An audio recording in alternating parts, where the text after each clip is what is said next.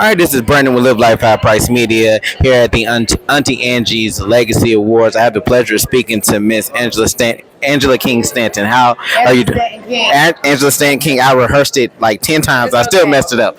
So, what was your inspiration in starting this organization? My own personal story. I had spent some time in prison about 20 years ago.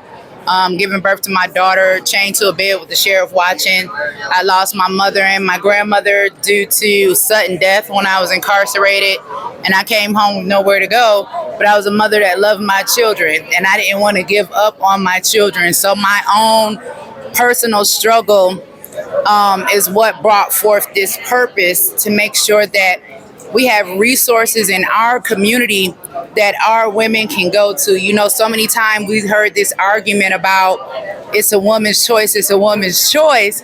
Well, is it really their choice if Planned Parenthood is the only place that they had to go? So I started doing my research, and I found that we got Planned Parenthoods, you know, we got abortion clinics, and they got fertility clinics.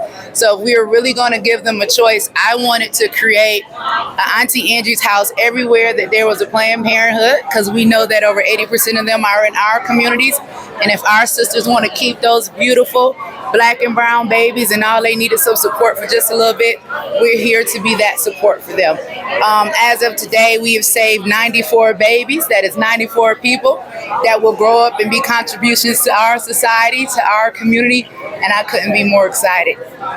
So, how it feels to get all the support and love with your mission? Oh, wow. You know, it feels so good because in the beginning it was rough, because in the beginning I was on the argument side of it. I was more so in the pro-life versus pro-choice. And then once Roe v. Wade passed, and because although I worked very closely with Republicans, but I was someone who was very tied and attached to my community, I understood the argument. They were saying they want us to have the babies, but they don't want to help us after we have the babies. So I said, you know what? I don't want to argue about it anymore.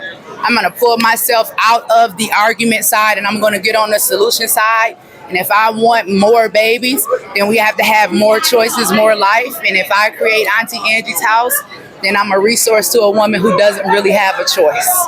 That's awesome. Well, congratulations on all your success, and I hope you have further success. And thank you so for much. taking the time to speak with us. Thank you.